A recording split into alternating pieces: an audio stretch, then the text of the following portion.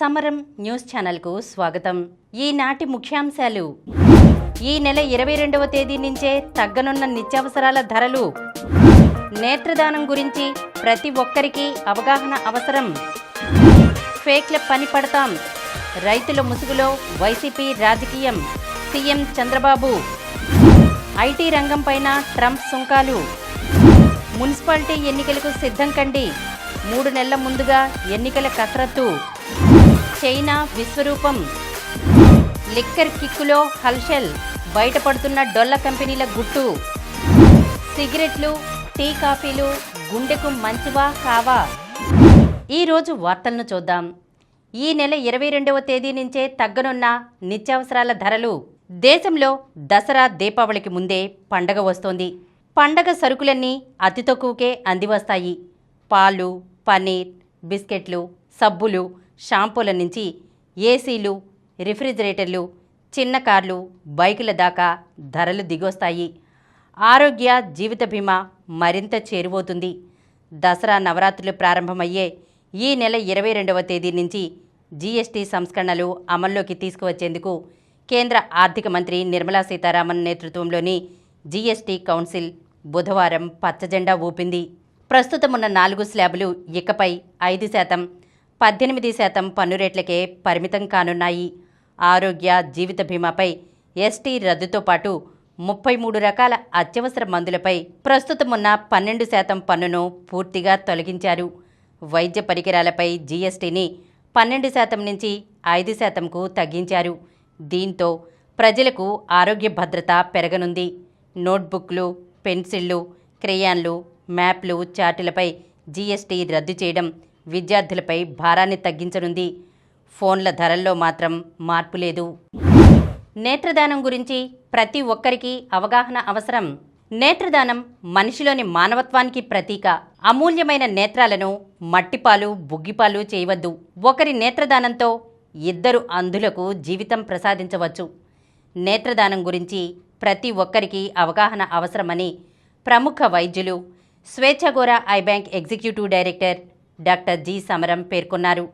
August 25 నుండి September 8 వరకు నేత్రదాన ప్రచార పక్షోత్సవాల్ని పురస్కరించుకుని Vasavya nursing home, Swechha Gora eye banks సంయుక్తంగా బుధవారం వాసవ్య నర్సింగ్ హోంలో ఏర్పాటు చేసిన ఆరోగ్య సదస్సులో వాసవ్య మహిళా మండలి అధ్యక్షురాలు డాక్టర్ బి కీర్తి అధ్యక్షతన ఆయన నేత్రదానం అంశంపై ప్రసంగించారు. ఆయన ఇంకా మాట్లాడుతూ మరణించిన తర్వాత కూడా చేయగల దానం నేత్రదానమే అన్నారు. నేత్రదానం అనేది మరణించిన వ్యక్తి కళ్ళని దానం చేయడమే తప్ప బ్రతికి ఉన్నవారి కళ్ళని కాదన్నారు. భారతదేశంలో 35 లక్షల మంది నల్లగుడ్డు అంధత్వంతో బాధపడుతున్నారని, నేత్రదానం చేసేవాళ్లు కేవలం 32,000 మంది మాత్రమే ఉన్నారని అన్నారు. ప్రజలలోని రకరకాల మూఢనమ్మకాలు, మత నమ్మికలు, భయాలు, అపోహలు నేత్రదానానికి అవరోధంగా ఉన్నాయన్నారు. నేత్రదానం ఆవశ్యకత గురించి ప్రతి ఒక్కరికి తెలియాలన్నారు. ప్రతి ఒక్కరూ నేత్రదానానికి సిద్ధంగా ఉన్నట్లు ప్రకటించి నేత్రదాన ఉద్యమంలో భాగస్వాములు కావాలన్నారు. అప్పుడే లక్షలాది మంది అంధుల జీవితాలలో వెలుగు వస్తుందన్నారు. నేత్రదానం ప్రతి ఒక్కరి చివరి కోరిక కావాలన్నారు. నేత్రదానం సామాజిక బాధ్యతగా తీసుకోవాలన్నారు. తొలుత కార్యక్రమానికి ఐ బ్యాంక్ మేనేజర్ డి రవికుమార్ స్వాగతం పలకగా శ్రీమతి రష్మి వందన సమర్పణ చేశారు. సదస్సులో పాల్గొన్న పలువురు నేత్రదాన పత్రాలపై సంతకం చేసి నేత్రదానానికి తమ సంసిద్ధతని తెలియజేశారు. ఫేక్ల పని పడతాం. రైతుల ముసుగులో వైసీపీ రాజకీయం. ముఖ్యమంత్రి చంద్రబాబు. వైసీపీ నాయకులు అన్ని విషయాల్లోనూ ఫేక్ ప్రచారాలు చేస్తున్నారని ముఖ్యమంత్రి చంద్రబాబు ఆగ్రహం వ్యక్తం చేశారు. ఎరువుల కొరత, రైతుల ఆందోళన అంటూ జరుగుతున్న దుష్ప్రచారంపై బుధవారం సచివాలయంలో సీఎం విలేకరుల సమావేశం నిర్వహించారు. విషవృక్షం లాంటి వైసీపీ చేసే దుష్ప్రచారాల్లో రైతులు భాగం కావద్దని కోరారు. రాష్ట్రంలో సమృద్ధిగా ఎరువుల నిల్వలు ఉన్నాయని, ఆందోళన అవసరం లేదని తెలిపారు. ప్రస్తుతం 94,892 టన్నుల యూరియా అందుబాటులో ఉన్నదని, కేంద్రం మరో 53,000 టన్నులు కేటాయించిందని తెలిపారు. ఫేక్ పార్టీ, నేరాలను నమ్ముకున్న పార్టీ విషపు విత్తనాలను చల్లుతోంది. కానీ ఇది సిబిఎన్ ప్రభుత్వం. డ్రామాలు ఆడితే పరిణామాలు తీవ్రంగా ఉంటాయి. ఎరువులు, యూరియాపై దుష్ప్రచారం చేసేవారిని జైలుకు పంపుతామని హెచ్చరించారు. ఐటీ రంగంపైన ట్రంప్ సుంకాలు. అమెరికాకు భారత్ ఎగుమతి చేసే ఉత్పత్తులపై 50% సుంకాలను ప్రకటించిన ట్రంప్ సర్కార్ దృష్టి ఇప్పుడు సమాచార సాంకేతిక రంగం, ఐటీఈఎస్, రిమోట్ వర్కర్లు, ప్రవాస భారతీయులు పంపే రెమిటెన్స్పై పడిందా? ఆయా సేవలపైన సుంకాలు విధించేందుకు సిద్ధమవుతున్నారా? దీనివల్ల భారతదేశీయోత్పత్తిలో అత్యంత కీలకమైన ఐటీ, సేవా రంగాలపై తీవ్ర ప్రతికూల ప్రభావం పడుతుందా? ఈ ప్రశ్నలకు తాజా పరిస్థితులు అవుననే చెబుతున్నాయి. అమెరికా కన్జర్వేటివ్ పార్టీ ప్రతినిధి జాక్ పోసోబిక్ ఎక్స్లో చేసిన ఓ పోస్ట్ను వైట్ హౌస్లో శక్తివంతమైన అధికారిగా ఉన్న వాణిజ్య ఉత్పాదక విభాగాల సీనియర్ సలహాదారు పీటర్ నవారో రీట్వీట్ చేయడం ఈ వాదనలకు బలాన్ని చేకూరుస్తోంది. అన్ని అవుట్సోర్సింగ్లపై సుంకం విధించాలి, విదేశాల నుంచి అమెరికాలోని కంపెనీలకు రిమోట్ సర్వీసులపైన ప్రివిలేజ్ కోసం సుంకాలు వేయాలి అని పోసోబిక్ ట్వీట్ చేశారు. దాన్ని నవారో వెంటనే రీట్వీట్ చేయడం గమనార్హం. ఇది కార్యరూపం దాలిస్తే ఐటీతో పాటు ఐటీ ఆధారిత సేవారంగం, బిజినెస్ ప్రాసెస్ అవుట్సోర్సింగ్ ద్వారా విదేశాల నుంచి రిమోట్గా పనిచేసే వర్కర్లు, ఉద్యోగులు, అమెరికాలోని భారతీయ ఐటీ కంపెనీల్లో పనిచేసే H-1B వీసాదారులు, భారత్కు రెమిటెన్స్ పంపే ప్రవాస భారతీయులపై తీవ్ర ప్రభావం పడుతుంది. మున్సిపాలిటీ ఎన్నికలకు సిద్ధం కండి. 3 నెలల ముందుగా ఎన్నికల కసరత్తు. రాష్ట్రంలో స్థానిక శంఖారావం మోగనుంది. వచ్చే ఏడాది మార్చి 17కి మున్సిపల్ స్థానిక సంస్థల పదవీకాలం ముగియనున్నందున ముందుగా ఎన్నికలకు సిద్ధం కావాలంటూ రాష్ట్ర ఎన్నికల కమిషనర్ నీలం సాహ్ని పురపాలక పట్టణాభివృద్ధి శాఖ ముఖ్య కార్యదర్శికి బుధవారం లేఖ రాశారు. ఎన్నికల సన్నాహాల షెడ్యూల్ను కూడా విడుదల చేశారు. ముందుగా పంచాయతీల అప్గ్రేడేషన్, సమీపంలో ఉన్న పంచాయతీలను మున్సిపల్ స్థానిక సంస్థల్లో విలీనం చేయడం తదితర కార్యక్రమాలపై దృష్టి సారించాలని సూచించారు. 123 పట్టణ స్థానిక సంస్థలకు గాను గత 2021 మున్సిపల్ ఎన్నికల్లో 12 మున్సిపల్ కార్పొరేషన్లు, 75 మున్సిపాలిటీలు, నగర పంచాయతీలకు ఎన్నికలు నిర్వహించారు. ఆ ఏడాది మార్చి 18న మొదలైన వారి పదవీకాలం వచ్చే ఏడాది మార్చి 17 నాటికి ముగియనుందన్నారు. రెండో విడతలో నెల్లూరు మున్సిపల్ కార్పొరేషన్తో పాటు 12 మున్సిపాలిటీలు, నగర పంచాయతీలకు ఎన్నికలు నవంబర్ 2021లో జరిగాయి. ఈ 13 స్థానిక సంస్థలకు వచ్చే ఏడాది నవంబర్ 21కు గడువు ముగుస్తుందని తెలిపారు. కాకినాడ మున్సిపల్ కార్పొరేషన్కు 2017 ఆగస్టు, సెప్టెంబర్లో ఎన్నికలు జరిగాయని, 2022 సెప్టెంబర్కు వాటి గడువు ముగిసిందని పేర్కొన్నారు. మిగిలిన శ్రీకాకుళం, రాజమహేంద్రవరం, మంగళగిరి, తాడేపల్లితో పాటు 19 మున్సిపాలిటీలు, నగర పంచాయతీలకు న్యాయపరమైన సమస్యల వల్ల ఎన్నికలు జరగలేదని పేర్కొన్నారు. మున్సిపల్ కార్పొరేషన్ చట్టం 1955 ప్రకారం సాధారణ స్థానిక సంస్థల ఎన్నికలు సభ్యుల పదవీకాలం పూర్తయ్యే 3 నెలల్లోపు నిర్వహించాల్సి ఉంటుందని తెలిపారు. చైనా విశ్వరూపం. భారీ అణుబాలిస్టిక్ క్షిపణులు, లేజర్ ఆయుధాలు, అండర్ వాటర్ డ్రోన్లు, 5వ తరం యుద్ధ విమానాలు. ఇలా ఒకటేమిటి, ప్రపంచం ఎన్నడూ చూడని అత్యాధునిక ఆయుధ సంపత్తితో చైనా విశ్వరూపమే ప్రదర్శించింది. అమెరికా సుంకాల బెదిరింపుల వేళ తన సైనిక బలం ఏమిటో చూపించింది. బీజింగ్లో బుధవారం నిర్వహించిన విక్టరీ డే మిలిటరీ పరేడ్లో డ్రాగన్ తొలిసారిగా ప్రదర్శించిన రాకాసి అణుక్షిపణి DF-5C సహా పలు అత్యాధునిక ఆయుధాలను చూసి ప్రపంచ దేశాలు విస్తుపోయాయి. ముఖ్యంగా ఖండాంతర బాలిస్టిక్ క్షిపణి DF-5C అందరి దృష్టిని ఆకర్షించింది. ద్రవ ఇంధనంతో నడిచే ఈ భారీ అణుక్షిపణి రేంజ్ 20,000 కిలోమీటర్లకు పైనే ఉంటుందని అంచనా.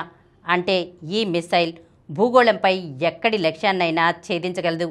రెండో ప్రపంచ యుద్ధంలో జపాన్ దురాక్రమణపై విజయం సాధించి 80 ఏళ్లవుతున్న సందర్భంగా పీపుల్స్ లిబరేషన్ ఆర్మీ కవాతులో చైనా ఈ ఆయుధ ప్రదర్శనను ఏర్పాటు చేసింది. ఇందులో తొలిసారిగా అధునాతన యుద్ధ విమానాలు, ఖండాంతర బాలిస్టిక్ క్షిపణులు, ఎలక్ట్రానిక్ యుద్ధ సామాగ్రిని ప్రదర్శించింది. ఈ కార్యక్రమానికి చైనా అధ్యక్షుడు షీ జిన్పింగ్తో పాటు రష్యా అధ్యక్షుడు పుతిన్, ఉత్తర కొరియా అధినేత కిమ్ జోంగ్ ఉన్ సహా 26 దేశాల నేతలు హాజరయ్యారు. చైనాలో భారత రాయబారి ప్రదీప్ కుమార్ రావత్, పాకిస్తాన్ ప్రధాని షరీఫ్, నేపాల్ ప్రధాని KP శర్మ ఓలీ, మాల్దీవుల అధ్యక్షుడు మయజ్జు కూడా పాల్గొన్నారు. ఈ పరేడ్ను 50,000 మంది ప్రజలు ప్రత్యక్షంగా వీక్షించారు. లిక్కర్ కిక్కులో హల్చల్, బయటపడుతున్న డొల్ల కంపెనీల గుట్టు. ఇక్కడ తీగలాగితే ఎక్కడో డొంక కదిలినట్లు, ఇక్కడ స్విచ్ నొక్కితే మరెక్కడో లైట్ వెలిగినట్లు మద్యం స్కామ్లో సోదాలు జరుపుతుంటే డొల్ల కంపెనీలు బయటపడుతున్నాయి. అప్పట్లో జగన్ అక్రమాస్తుల కేసులో సిబిఐ దర్యాప్తు సందర్భంగా పదుల కొద్దీ షెల్ కంపెనీల గుట్టు రట్టయిన సంగతి తెలిసిందే. ఇప్పుడు లిక్కర్ స్కామ్లోనూ అదే జరుగుతోంది. బుధవారం సిట్ అధికారులు చిత్తూరు, తిరుపతి, హైదరాబాద్లో మాజీ ఎమ్మెల్యే చెవిరెడ్డి భాస్కర్ రెడ్డి, ఆయన కుమారుడు మోహిత్ రెడ్డి, వైసీపీ నేత విజయానందరెడ్డికి సంబంధించిన కంపెనీలు నివాసాల్లో సోదాలు జరిపారు. బయట బోర్డు ఒకటి, లోపల ఉండే కంపెనీ మరొకటి. తిరుపతిలో చెవిరెడ్డి కుటుంబం 8 కంపెనీల షేర్లతో లావాదేవీలు జరుపుతున్నట్లు సిట్ గుర్తించింది. చిత్తూరులో ఒక కంపెనీలో సోదాలు జరపడానికి వెళ్లగా అక్కడ 10 డొల్ల కంపెనీలు బయటపడ్డాయి.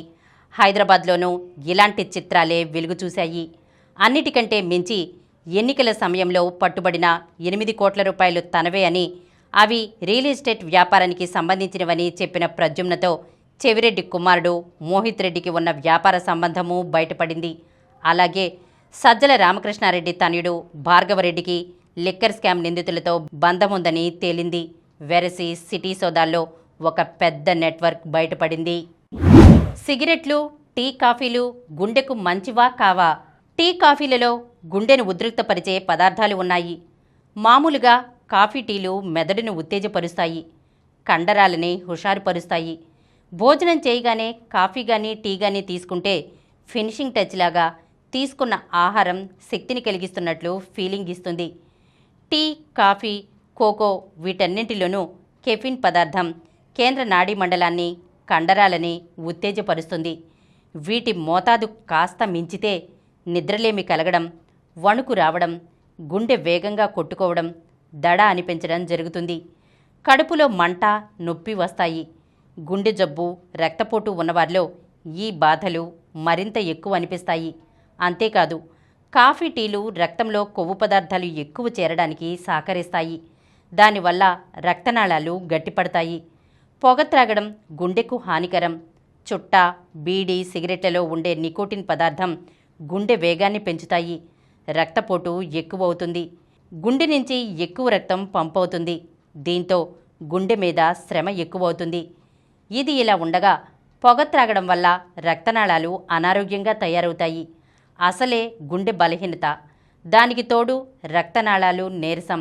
వీటితో పాటు స్మోకింగ్ తోడైతే గుండె పని ఎక్కువై నష్టం కలుగుతుంది. గుండె జబ్బు ఉన్నవాళ్లైతే స్మోకింగ్ వల్ల కలిగే అధిక శ్రమని అసలు తట్టుకోలేక హార్ట్అటాక్ని తెచ్చిపెట్టుకుంటారు. అంతేకాదు, పొగ త్రాగడం వల్ల రక్తంలో ప్రాణవాయువు తక్కువై అలసట, నీరసం కలుగుతాయి. ఇప్పుడు కొన్ని సంక్షిప్త వార్తలను చూద్దాం. ఏపీ విద్యా సంస్కరణలకు ప్రపంచవ్యాప్త గుర్తింపు. ఏపీ విద్యా వ్యవస్థలో చేపట్టిన సంస్కరణలకు ప్రపంచవ్యాప్తంగా గుర్తింపు లభిస్తోందని నోబెల్ బహుమతి గ్రహీత, ఆర్థికవేత్త, university of Chicago professor Michael Kremer కొనియాడారు. వెబ్సైట్లో ఎన్ఎంఎంఎస్ దరఖాస్తు. డిసెంబర్ 7వ తేదీన నిర్వహించనున్న national means cum merit scholarship పరీక్షకు దరఖాస్తు చేసుకునేందుకు ఆన్లైన్ అప్లికేషన్ www.bse.ap.gov.in వెబ్సైట్లో ఈ రోజు నుంచి అందుబాటులో ఉంటుందని ప్రభుత్వ పరీక్షల సంచాలకుడు డాక్టర్ కెవి శ్రీనివాసులరెడ్డి తెలిపారు. యుఎస్ ఓపెన్లో జోకో జోరు, సెమీస్కు నోవాక్ సబలెంకా. 25వ గ్రాండ్ స్లామ్ వేటలో ఉన్న సెర్బియా యోధుడు నోవాక్ జోకోవిచ్, మహిళల defending champion Aryna Sabalenka US open సెమీస్కు దూసుకెళ్లారు. గతేడాది రన్నరప్ లోకల్ స్టార్ టేలర్ ఫ్రిట్జ్తో ముఖాముఖి పోర్లో 7వ సీడ్ జోకో తన రికార్డును 11-0తో మరింతగా మెరుగుపరుచుకున్నాడు. బుధవారం జరిగిన పురుషుల సింగిల్స్ క్వార్టర్స్లో జోకో 6-3, 7-5, 3-6, 6-4తో 4వ సీడ్ ఫ్రిడ్జ్పై సునాయాసంగా గెలిచాడు. బెంగాల్పై పుణెరి గెలుపు. ప్రో కబడ్డీ లీగ్ 12 తొలి అంచెలో భాగంగా బుధవారం జరిగిన తొలి మ్యాచ్లో పుణెరి పల్టన్ 45-36 స్కోరుతో బెంగాల్ వారియర్స్ను ఓడించింది. నేటి నుంచి ప్రపంచ బాక్సింగ్ ఛాంపియన్షిప్స్. నిఖిత్పై అందరి దృష్టి. ప్రతిష్టాత్మక వరల్డ్ బాక్సింగ్ ఛాంపియన్షిప్స్ ఈరోజు ఆరంభం కానున్నాయి. ప్రపంచ బాక్సింగ్ కొత్త పాలక మండలి వరల్డ్ బాక్సింగ్ ఆధ్వర్యంలో తొలిసారి ఈ పోటీలు జరగనున్నాయి. మరిన్ని వార్తా విశేషాలతో రేపటి సమరం న్యూస్ ఛానల్లో మళ్ళీ కలుద్దాం. ప్రతిరోజు వార్తా విశేషాల కోసం అనతి కాలంలోనే 20 కోట్లకు పైగా వ్యూస్ సాధించిన సమరం ఛానల్ సమర్పించు సమరం న్యూస్ ఛానల్కు సబ్స్క్రైబ్ చేయండి, లైక్ చేయండి, మీ ఫ్రెండ్స్కి షేర్ చేయండి. అలాగే ప్రక్కనున్న గంట సింబల్ని ప్రెస్ చేయడం మర్చిపోకండి.